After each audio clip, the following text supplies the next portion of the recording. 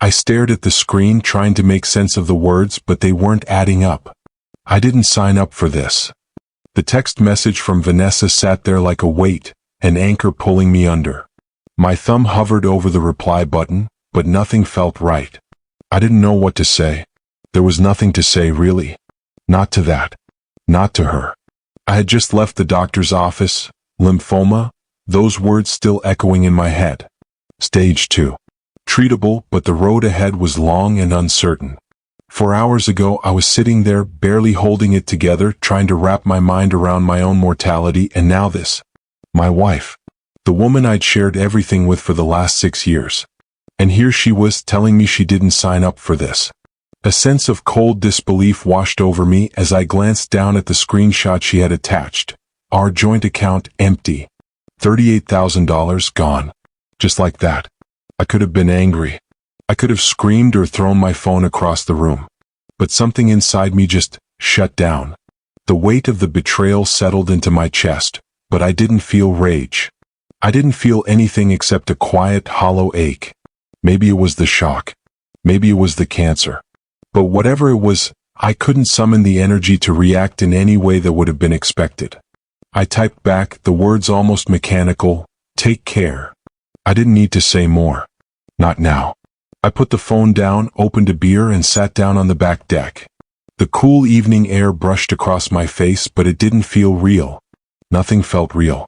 Not the diagnosis, not her leaving, not the life we'd built together. I watched the sun sink below the horizon, my thoughts drifting like the last light of the day, but I couldn't escape the feeling that everything, had just shifted beneath me. I didn't cry, didn't shout, didn't throw anything.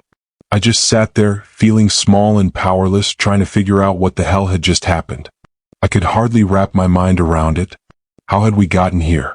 We used to be happy. I remembered the way we met, how Vanessa laughed at my dumb jokes, how we talked about our future like it was set in stone. She was the one who would push me to dream bigger, to believe that we could do anything together. We'd built a life. Our house, the renovations, the long nights spent in the garage with the sound of my tools and her upbeat energy as she worked on her side projects. Hell, I even started taking estate planning seriously for her. For us.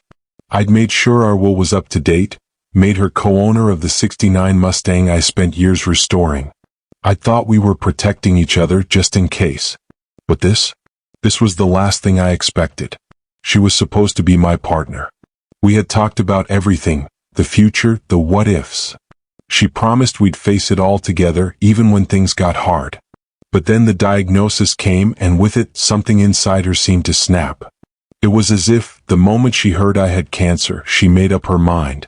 I could still hear her voice, calm and detached, telling me she was busy when I called to ask her to meet me. Busy? While I was sitting in that doctor's office, facing the worst news of my life. And then, by the time I got home, half the closet was empty. Her suitcase gone. Our wedding photo no longer on the nightstand. How long had she been planning this? There was no warning, no discussion. Just an immediate, cold exit. The money, the text, it all felt like a cruel game. I didn't know if I was more shocked or hurt. I'd been trying to protect her through all of this, and she couldn't even stick around to see me through the hardest fight of my life.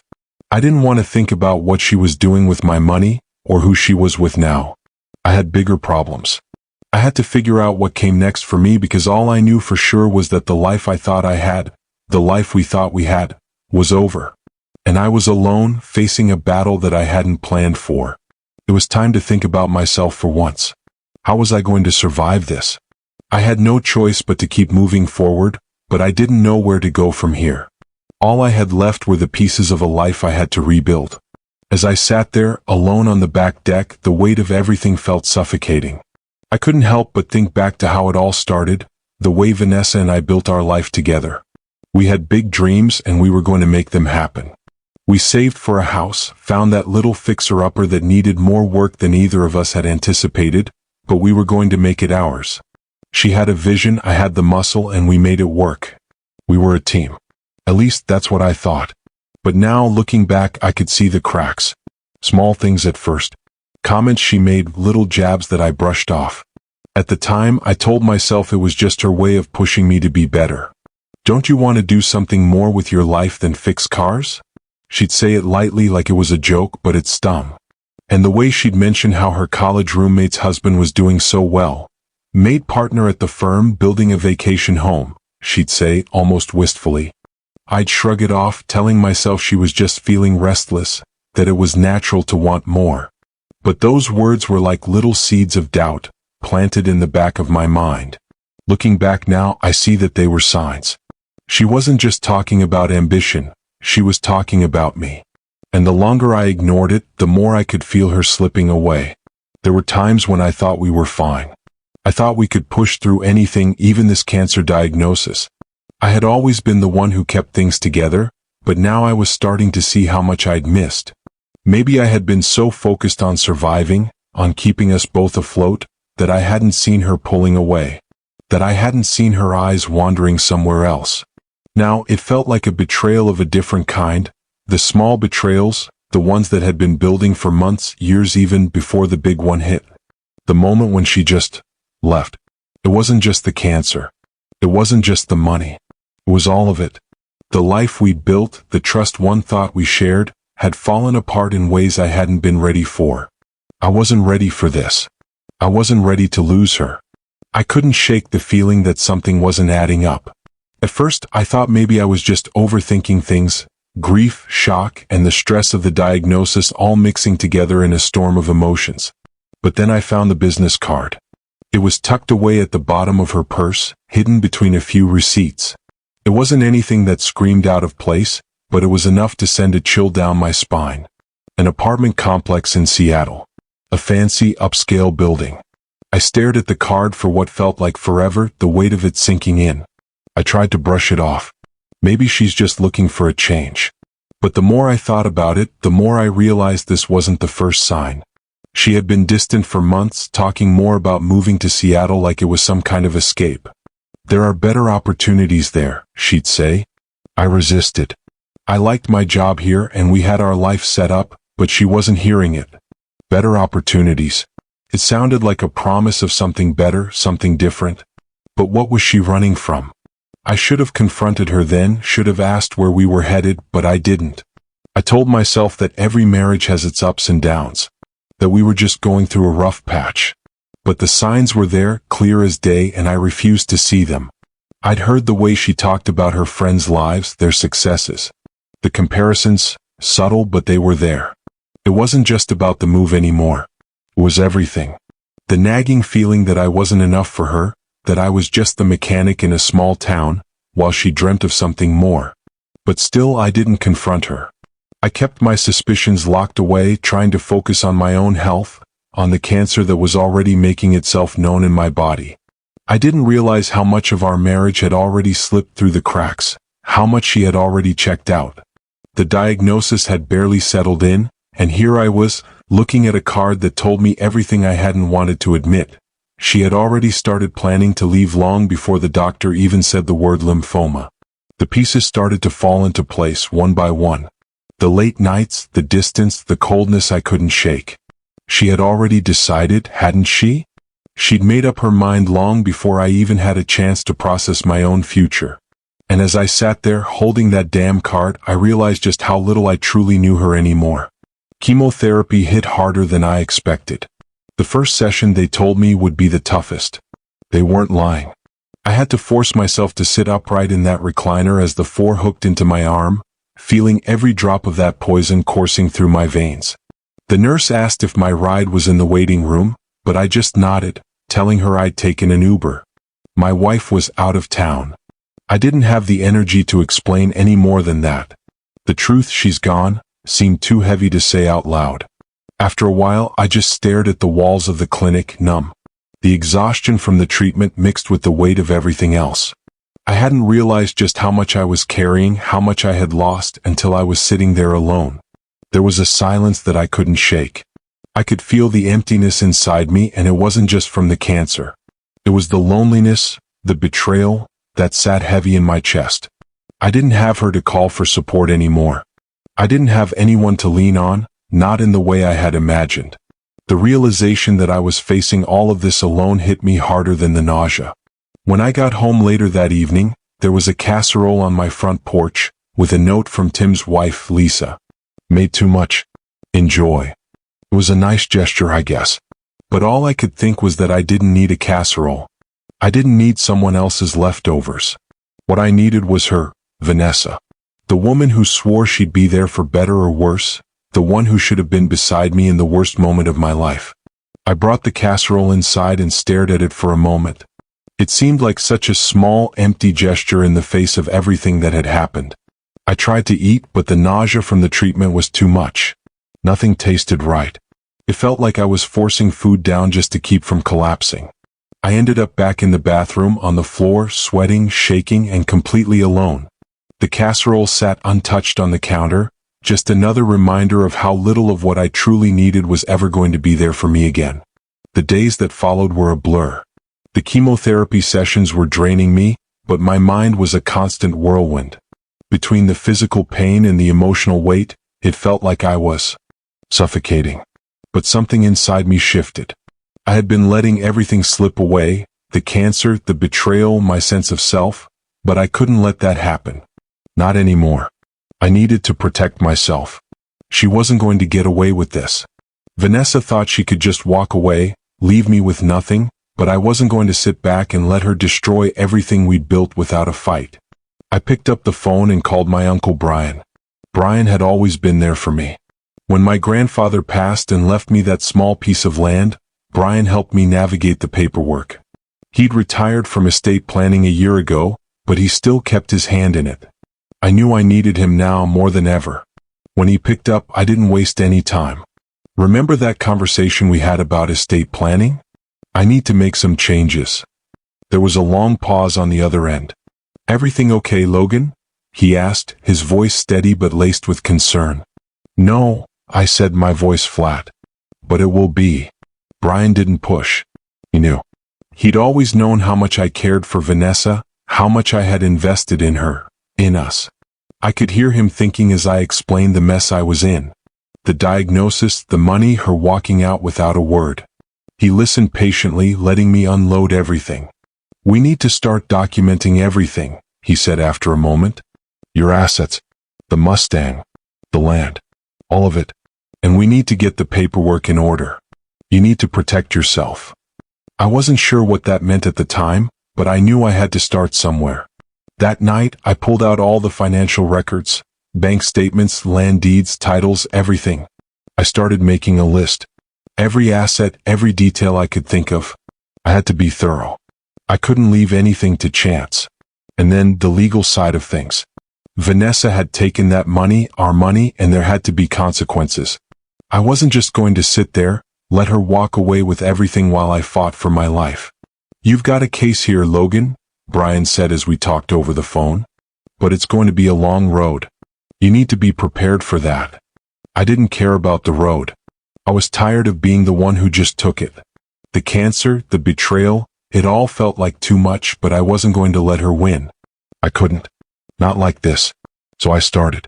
The documentation, the legal steps. It was time to fight for something. Fight for my future.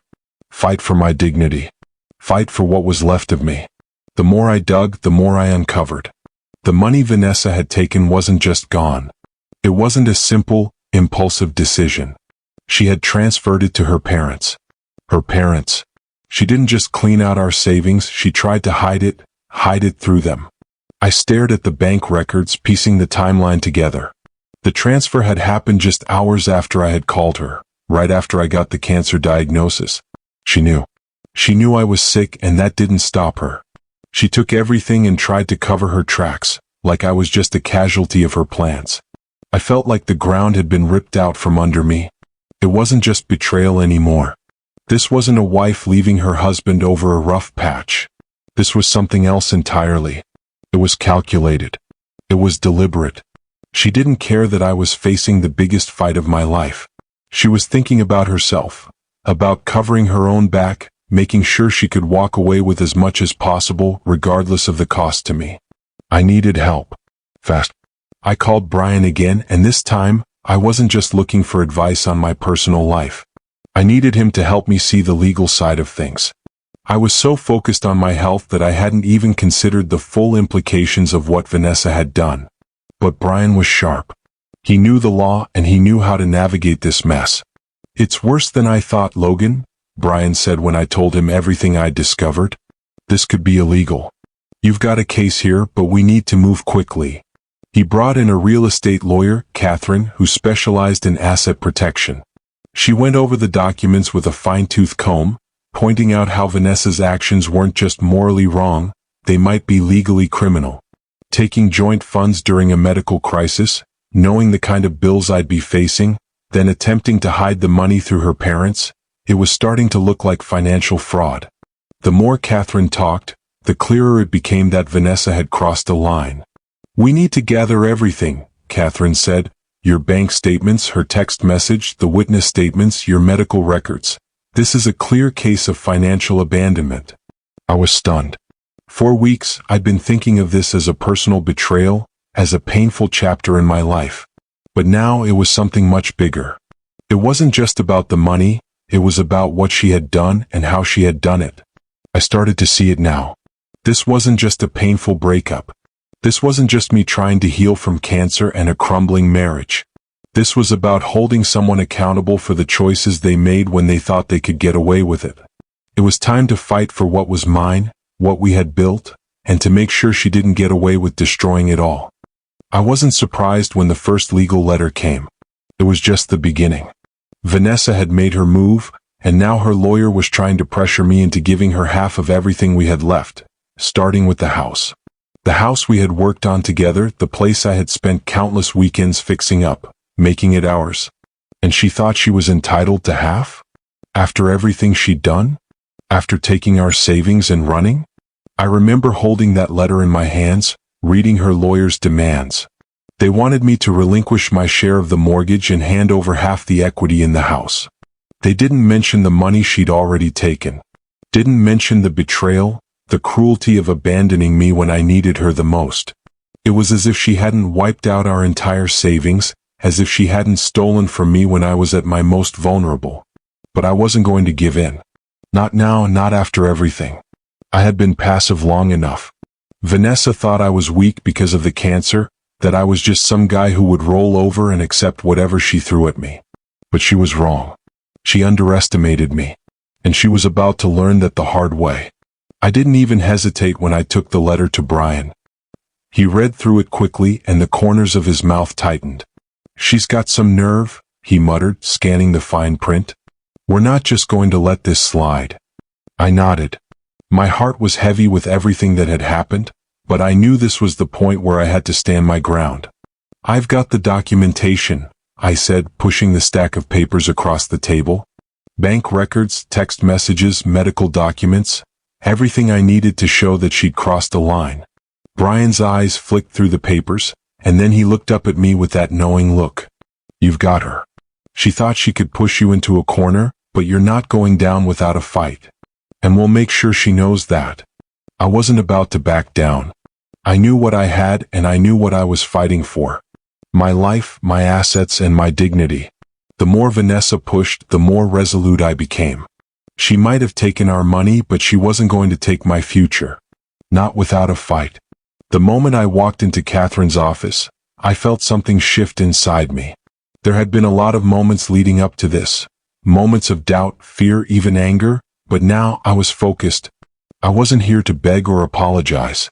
I was here because I had a right to stand up for myself, for what I had lost, and for what Vanessa thought she could take without consequence.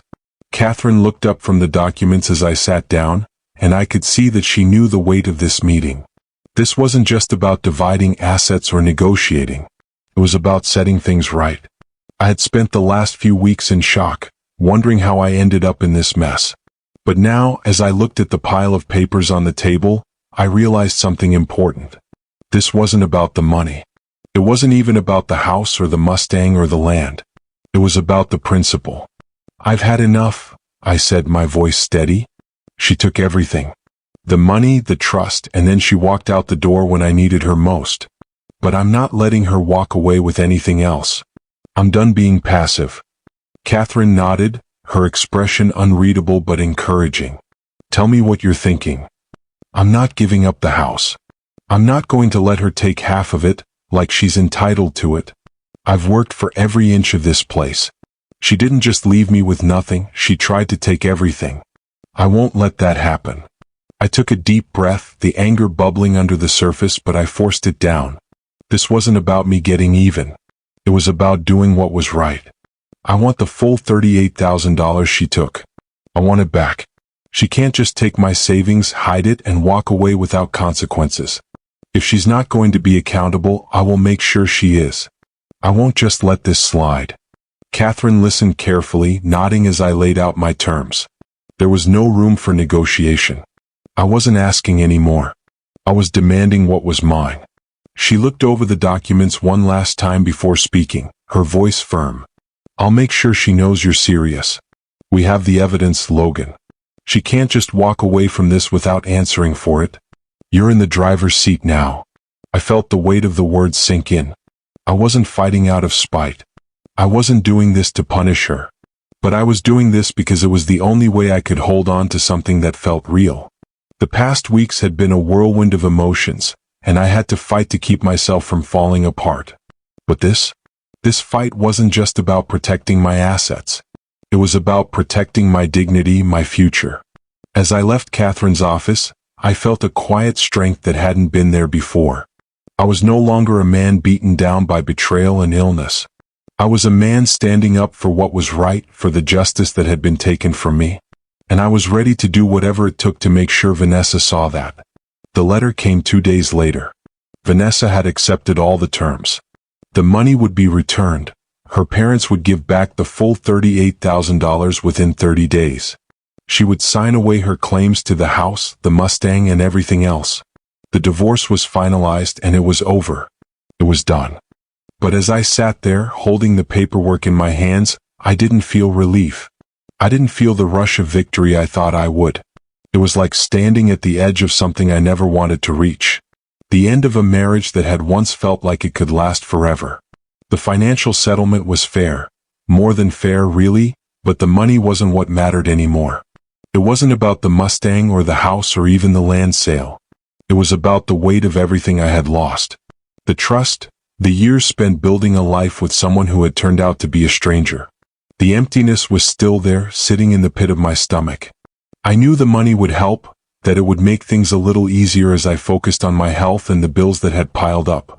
But there was no fixing the wound Vanessa had left behind. No amount of cash could change the fact that I had been abandoned at the moment I needed her the most. I spent the next few days quietly, just processing everything. The chemo was still taking a toll, but the doctors had started using words like promising outlook and responding well. That gave me a glimmer of hope, something to hold on to. But as the paperwork was signed and the legal battle was behind me, I realized there was no simple resolution to the pain I was carrying. But I had to move on.